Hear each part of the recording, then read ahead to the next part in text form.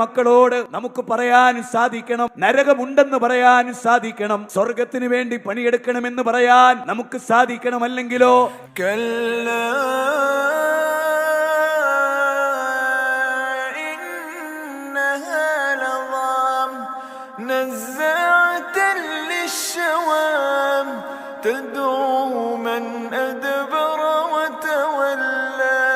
തലയോട്ടി ഉരിച്ചു കളയുന്ന തീജ്വാല ആ നരകത്തിലാണ് ചെല്ലാൻ. അതുകൊണ്ട് റബ്ബന ആതിന ഫിദ്ദുനിയ ഹസന വഫിൽ ആഖിറതി ഹസനത വഖിനാ അദാബന്നാർ.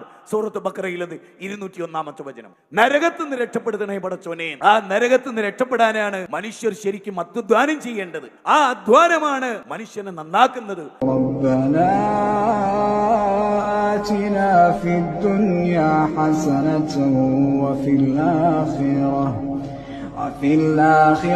حسنة